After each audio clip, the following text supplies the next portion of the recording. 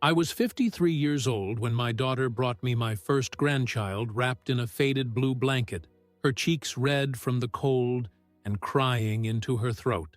I remember the door slamming behind me, the snow sticking to my wet boots, and the way she said, without even looking me in the eye, "I have to go back to work on Monday." That was it. No conversation, no choice, no, "Mom, can you?" Because in her world, my life was already hers. It was as if my days were an extension of hers, as if my time was just a bank of hours that she could draw on whenever there was a problem. And she did. Many times.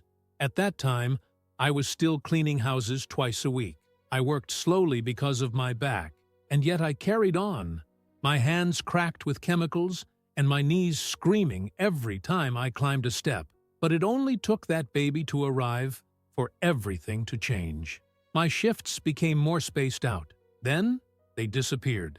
And the next thing I knew, I was waking up at 6 in the morning, preparing bottles, washing wet sheets, pushing a stroller in the New Jersey cold, and trying to memorize the routine of a baby that wasn't even mine. Not that I complained. Not in the beginning. I swear to God, he was beautiful. A little piece of light in the middle of my loneliness. The once empty house started to get noisy again. Toys, laughter, dirty diapers. Yes, but also a reason to get out of bed. It was the kind of love that gave me meaning. It wasn't just help. I loved that boy as if he had come out of me. Over time, more came. First the brother, then the sister. 3, each with their own phase, their own illnesses, their own crises. Each one was unceremoniously thrown into my arms. The daughter said she had no other choice. Her husband had left. Then came another, and another. None of them were any good. None of them stayed. But she always carried on as if her children were anyone's responsibility but hers.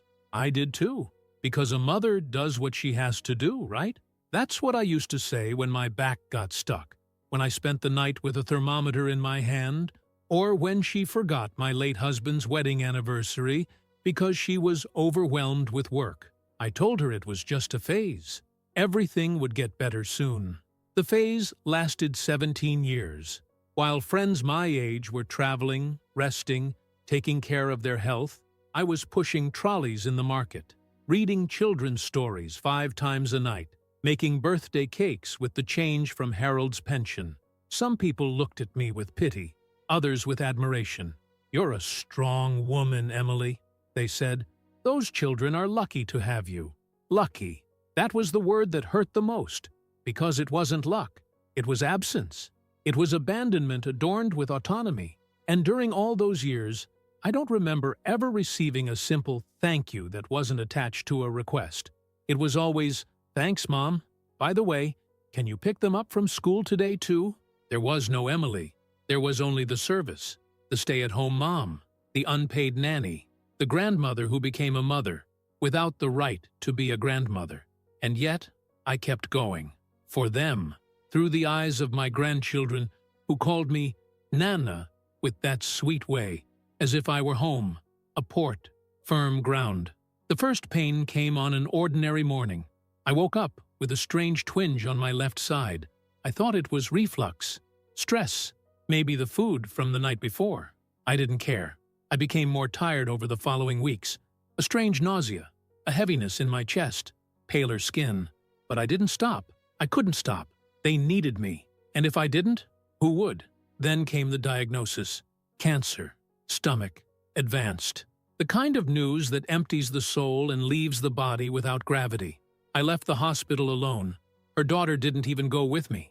She said she was stuck in a super important meeting. And even though the world was falling apart, I still called to see if the boys were fed. Because that's what you do when you get used to being the mainstay. You collapse in silence and look after others in the midst of your own collapse. I told her in the evening, no drama. I just said what it was.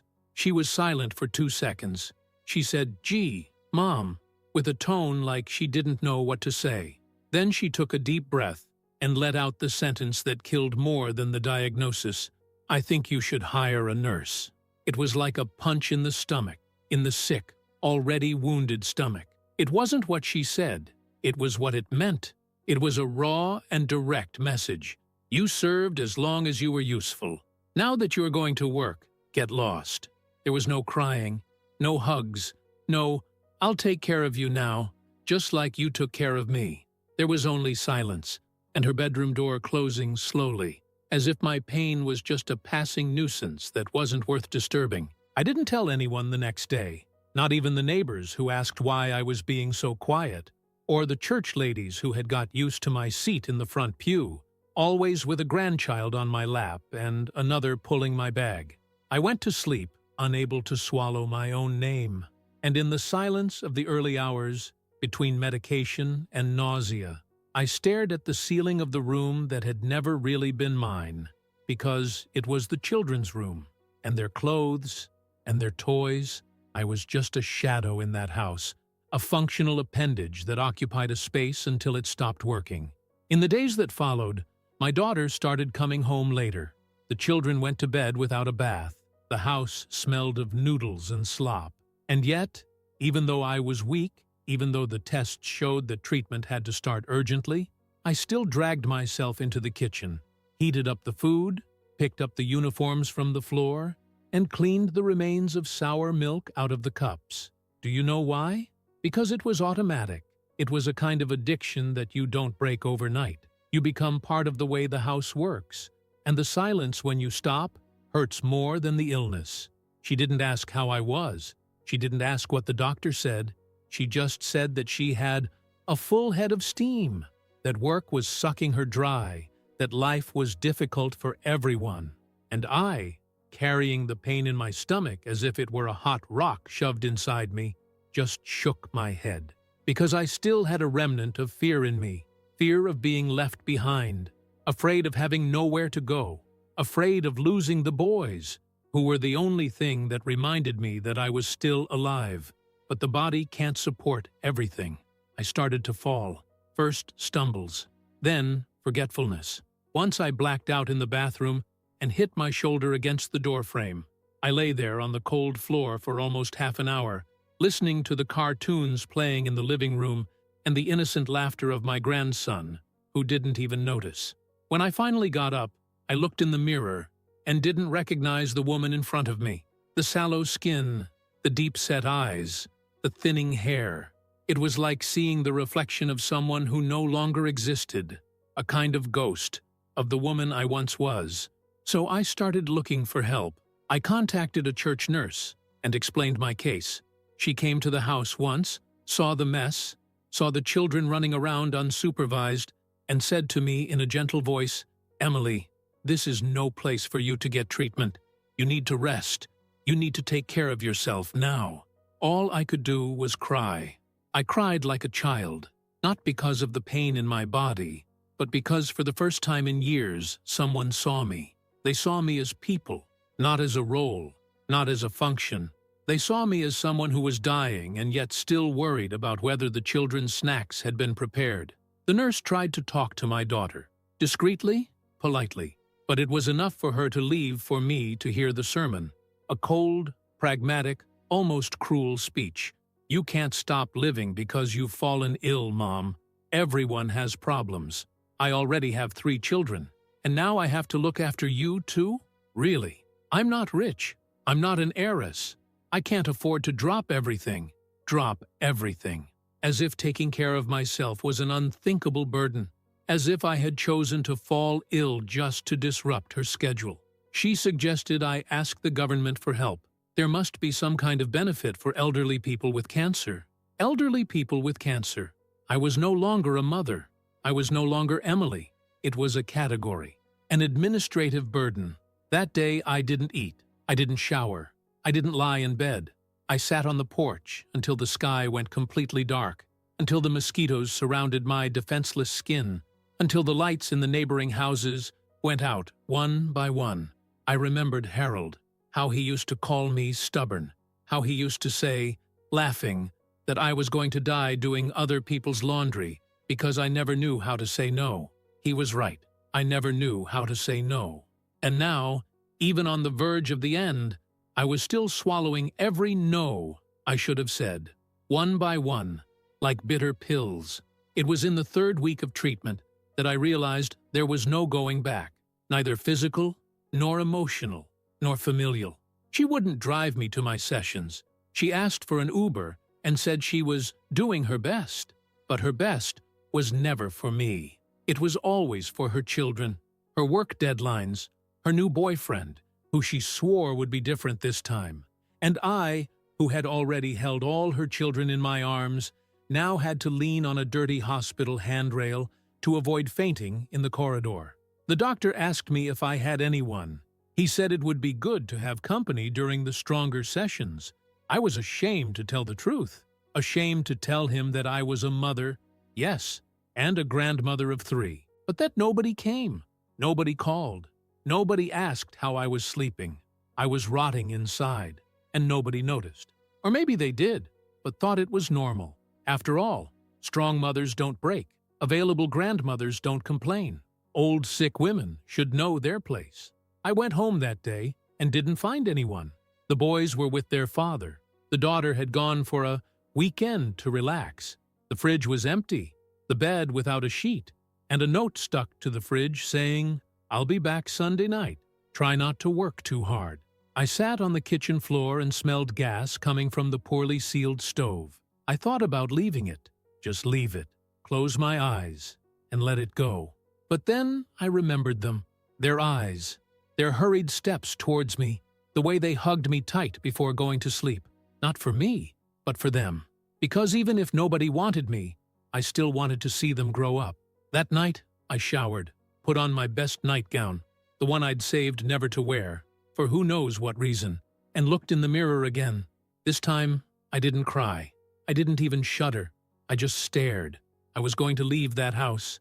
I was going to leave even if I didn't know where to go.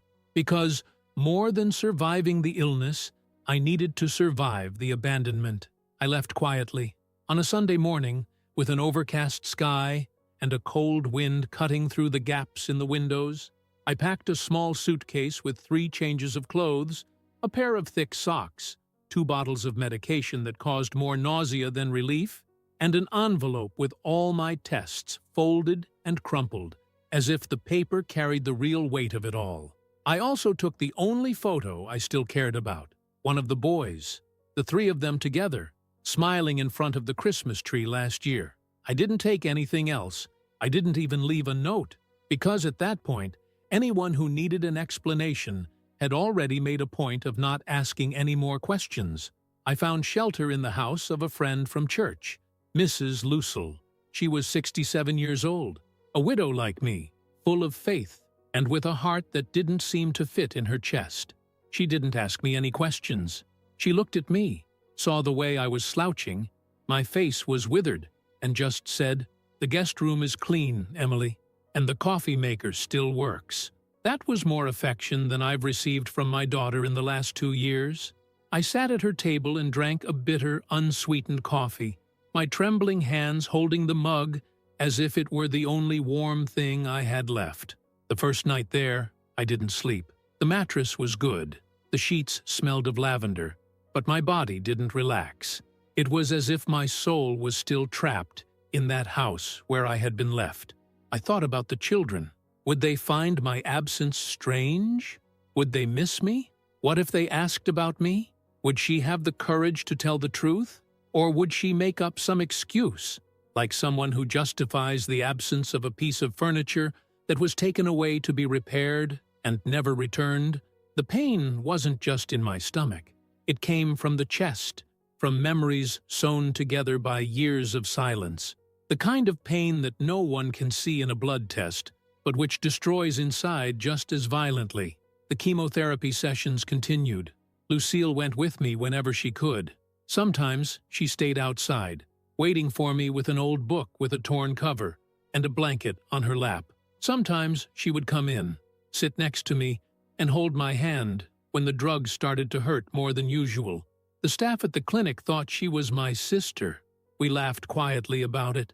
But when we returned home and I lay down without strength, she looked at me with a serene sadness. "You're very lonely, Emily," she once said, and that echoed inside me like a confession I'd never had the courage to make out loud.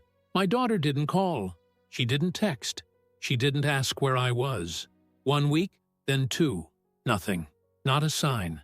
As if my presence there had always been so invisible that my absence was now just a confirmation of relief. I was the part of the house that gave trouble, the gear that started to grind, and was therefore replaced by emptiness.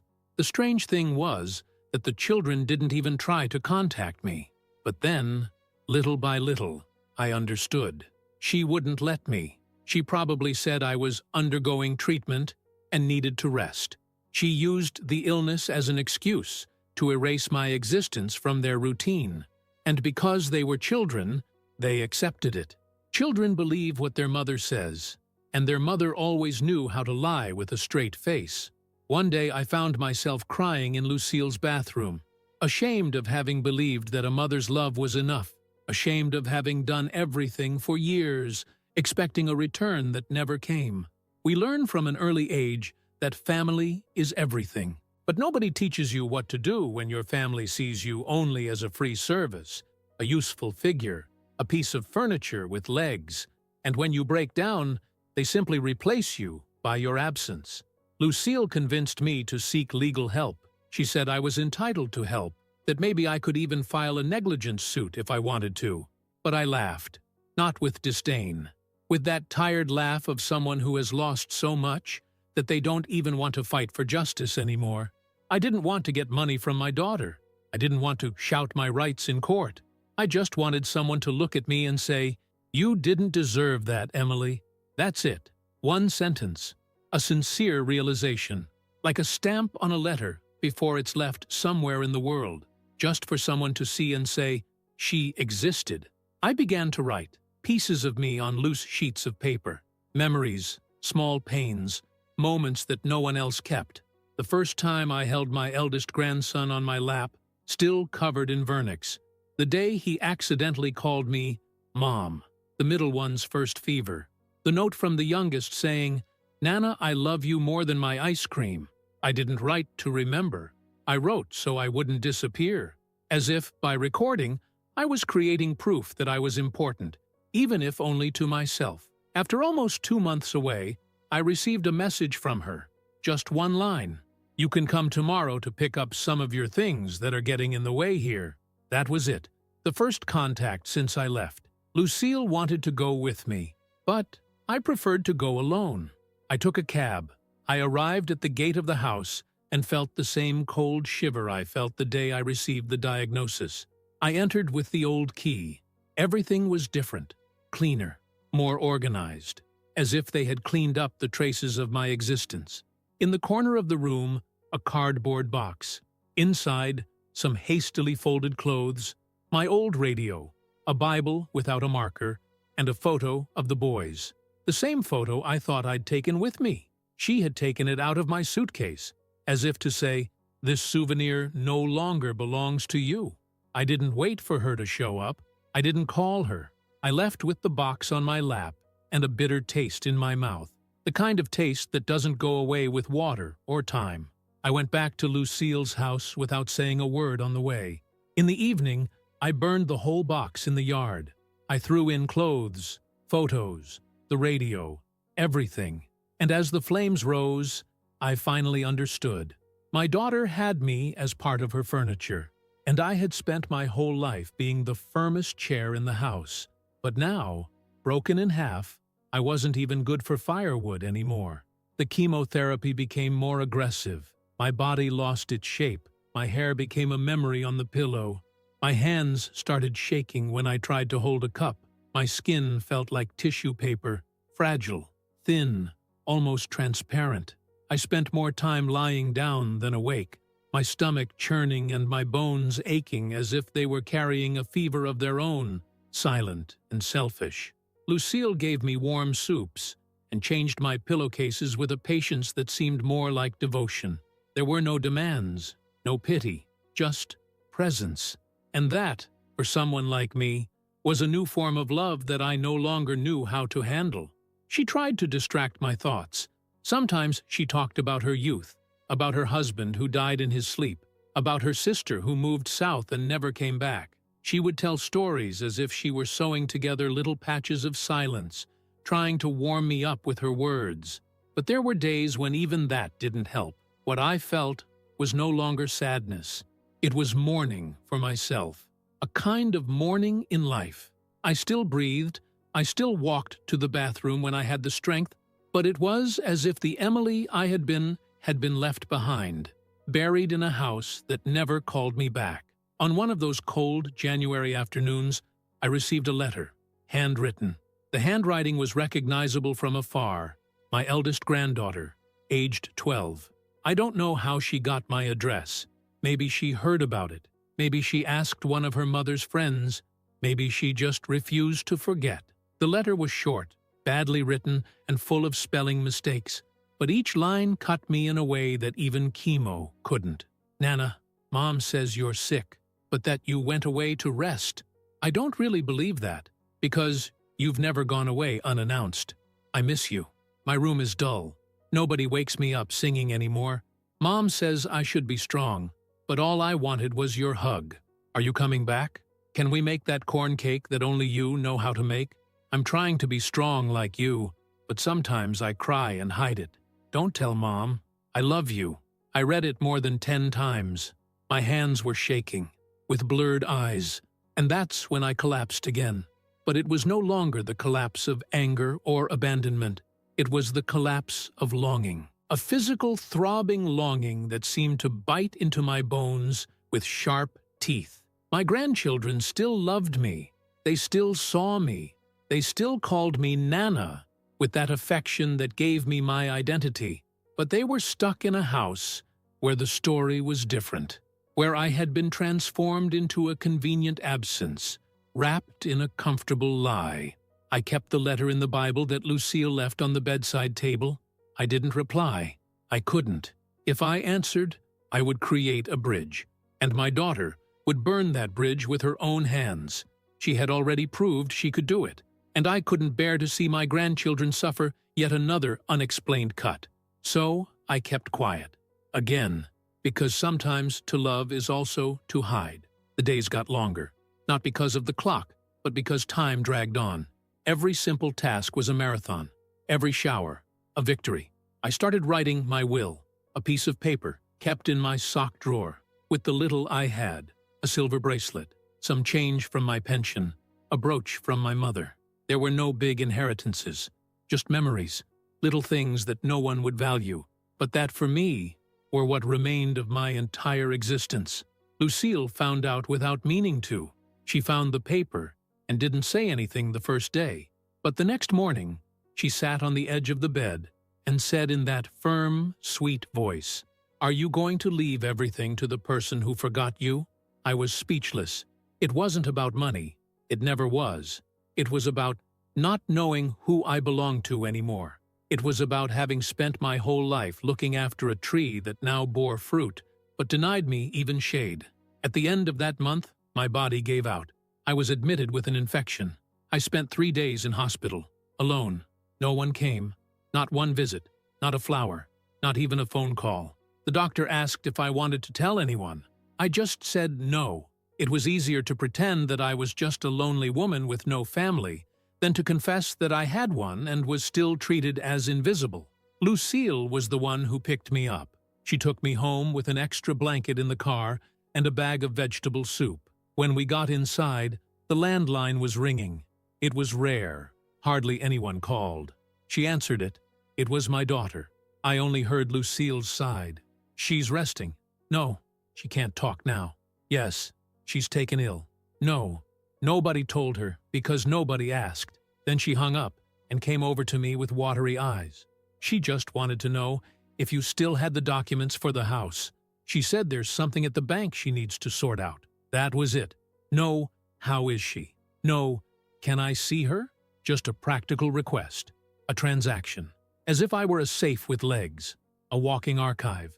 At that moment, something inside me finally broke. As if the last thread of dignity I was still dragging had come loose. I took a deep breath. I spoke slowly. "Lucille, help me change the documents. I want to take my name off. Everything. Let them have what they want. But I don't belong there anymore." She looked at me in surprise, but didn't argue. She helped. A notary's office, 2 signatures, 3 copies. It was as simple as that, as if I were officially withdrawing from my own history. And that night, I slept. For the first time in months, I slept without waking up in the middle of the night. Not because the pain had passed, but because I had finally accepted that I no longer belonged there. Not in that house, not in that memory. I was no longer the mother, or the grandmother, nor the emergency babysitter. I was just me, and maybe, just maybe, that was the beginning of something I still didn't know the name of. Time took on a different kind of silence after that day at the registry office. It was a more definitive stillness, as if the sound of the past had finally been turned off. Life went on there in Lucille's house, in the simplest way possible. Hot tea in the afternoon, the sound of a low radio playing old songs, and the kitchen clock ticking away the hours as a reminder that there was still something pulsing, even inside me. The pain didn't go away, nor did the illness, nor the effects of the chemotherapy that continued like a daily weight on my bones. But there was a peace that I had never felt before, a peace made up not of the absence of suffering, but of the absence of demands. For the first time in almost 2 decades, I didn't owe anyone anything. The letters from my granddaughter continued. She found a way to send me hidden messages, using Lucille's home address as a fake sender. She said it was to a friend from school. With each envelope that arrived, my heart squeezed and widened at the same time. She wrote about school, about her brothers, about how the mornings were quieter and the days duller. She always asked me when I was coming back, and he always drew a flower at the end, with crooked petals and a long stem. I started keeping them all in a shoebox next to my bed, as if they were medals from a war that only I knew was happening. But I never responded. As much as every part of my soul wanted to, I didn't reply. It was the last line I forced myself to keep, because if I opened that door, my daughter might slam it shut. And what hurts a child more than a love suddenly snatched away? So I read, reread, cried in silence, and returned the letters to the box like someone keeping a secret too precious to be exposed to the world. One morning in March, I received an unexpected visit. It was my daughter. Out of nowhere, she stood on Lucille's balcony, with the closed face of someone who carries the world on her back, and the lost look of someone who no longer knows where to place the blame. She was thinner, with deep circles under her eyes, her hair tied up in a hasty bun. She wore crumpled social clothes, as if she had rushed home from a double shift, or a problem she couldn't even name. Lucille was at the market that day. I opened the door slowly, but didn't say anything. I just looked. She took a deep breath and started talking. She didn't apologize. She didn't hug me. She didn't cry. She simply poured out a torrent of words about how difficult life was, how the boys were growing up too fast, how work demanded everything, how she felt alone, exhausted, overwhelmed. She spoke to me as if I were a confessional, as if I were a mirror where she could see herself, even if she didn't like the reflection. I sat there, listening. From time to time she would drop sentences that sounded like attempts at reconciliation, but none of them were direct. None of them said, "I miss you." None said, "You deserved better." It was as if she was trying to convince herself that I would understand everything, because I always have, because I've always put up with it. But this time, I was silent. And silence was the only limit I still knew how to maintain. When she realized I wasn't going to answer, the anger came back. An old, tired anger, dressed up as a defense. She said that I was victimizing myself, that no one told me to take on so much, that everyone has their own pain. Then she said that the boys missed me, but that she didn't know what else to say to them, and that, frankly, she didn't understand why I had cut off all contact. I just stared. I looked at that woman who came out of me, who suckled at my breast, who slept on my lap until she was 10, and now told me that my absence was selfish. That same woman who left me alone in a chemotherapy clinic, who sent my photo back in a box, now wanted to understand why I had disappeared. I almost laughed, but I couldn't. She left without an answer. She got up, slammed the door slowly, and didn't look back. And in that instant, I knew that nothing would change, that it didn't matter how much I had given, how much I had put up with. Somewhere along the way, she decided that I was a resource, not a person. And when resources fail, frustration turns to contempt. I was no longer useful, and therefore, I was no longer worthy of care. The following week, I received another letter. It was from my granddaughter, as usual. But this time, the envelope was empty. No words, no drawing, just a piece of white paper. I stared at it for minutes, and then I understood. Either she was prevented from writing, or she didn't know what else to say. Maybe she thought I'd left for good. Maybe they were telling her that I didn't want to see them anymore. And maybe, on that blank piece of paper, was the scream she couldn't let out. That destroyed me more than any examination, any diagnosis, any physical pain. Lucille found me crying with the envelope in my hand. She didn't say anything. She just sat down next to me and put her hand on my shoulder. We stayed like that for a long time, because there are times when comfort is only presence. Words aren't enough. Over the next few months, the disease progressed. My bones began to give up. My memory became faulty. I had whole days when all I could do was sleep, eat a little, and sleep again. My body was fading, but my mind still remembered everything. The diapers changed, the sleepless nights, the impromptu birthdays, the parties I organized myself when she said she was too tired. I remembered the first time I called her my little girl, and all the times I had to stop being a woman to be a support. And now, all that was just silence. In one of my last days of full lucidity, I asked Lucille to get the box of letters. She brought them. I opened it and spread them all out on the bed. I read them again, one by one. Some were already faded, others stained with tears. And then I wrote one last letter, small, direct, written in a fading blue pen, addressed to my granddaughter. My flower, never believe that you are not loved. You are the best thing that ever happened to me. I didn't stop responding for lack of love, but for too much love. Never forget who you are, and when you miss me, look up at the sky. I'll be there, and you'll feel me in the wind, the flowers, and the corn cakes. I love you forever. Love, Nana. I gave it to Lucille. I asked her to hand it over when the time came. She nodded, her eyes watering. Today is the first sunny day after weeks of rain. I'm sitting by the window, with my blanket up to my waist, and some leftover tea in my mug. My body is failing, but not my soul, because now I know who I was. I was love. I was presence. I was port. Even if no one else says it out loud, I know. And sometimes, just being aware of it is enough.